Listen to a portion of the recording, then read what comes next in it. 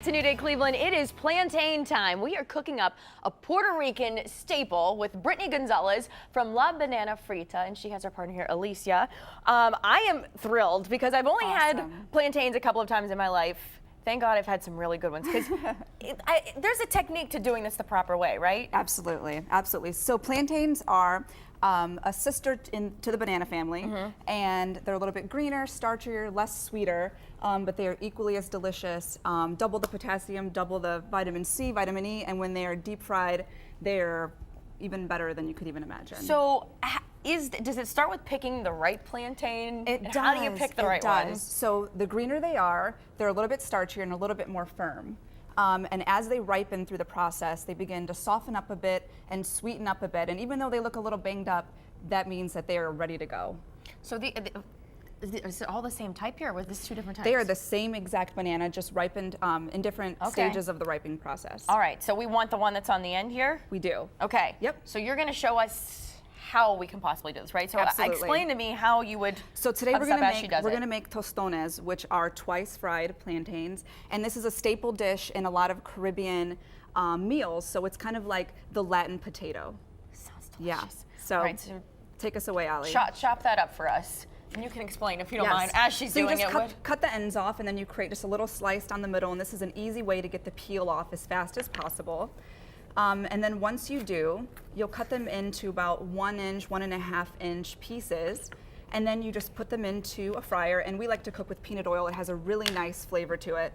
And you just drop them in and let them brown on all sides. Now, say someone is allergic, because I feel like that's one of those things sometimes absolutely. people really allergic to peanuts. You What can else also could you use use? canola oil, vegetable oil, and coconut oil is awesome as well. All right. Adds a really great flavor. How long do you let those Just cook until for? they get brown on all sides. I'd say about 2 minutes. All right. And so while those are browning, going, sure, yeah. So Tell these me are about a what you few have here. of our dishes that we often have at the Cleveland Flea, Hingetown Market, and when we're popping up around town. So here we have a plantain burger. So we substitute the buns, traditional bread buns, for plantains, and this is a great alternative because it's gluten-free. Yeah, I was just saying gluten-free. Absolutely. A lot healthier. Absolutely. So you just have your burger, some coleslaw, and you add the buns, and you're good to go.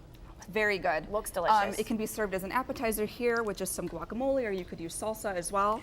And then for breakfast, we serve this. This is really popular at the Hingetown Market. Very sweet plantains with smoked salmon, a fried egg, some capers and dill, and this is a great way to start the day.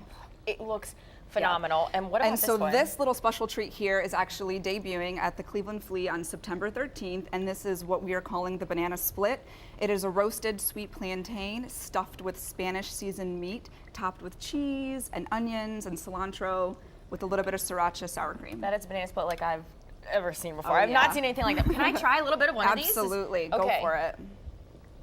So how did you guys get into wanting to do something like this? It's really funny. A friend of ours, comedian Ramon Rivas, he's a producer around town. He was having a show at the Grog Shop. They don't have any food there, and he dared us to do this. We've been doing it since. So. Oh my gosh! No, when you say you guys go all around town, yeah. Are you just setting up in different places? Do you have a truck? So we have a pop-up.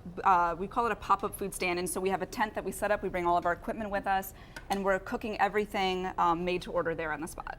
I can't tell you how good those are. Wow. So okay, so they're done. Well, are they done? The first fry is now finished, so we took them out.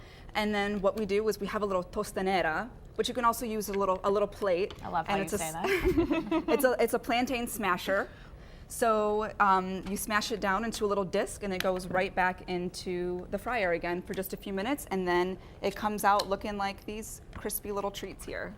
Okay, so you can make them that way, but now when you want to make it like in the actual shape that it's in, do you toss it in whole like that? I actually just rubbed this one with butter, and I threw it in the oven at 400 for about 20 minutes, and then it came out soft, a little bit crispy on the outside, and that's where we took it and stuffed it up with meat. So these are just 4 of some of the different things that people are going to expect to see when they come in. Where all can they find you? So this Saturday we'll be at the Lakewood Music Festival, and then the Cleveland Flea on September 13th, and Hingetown Market on September 20th.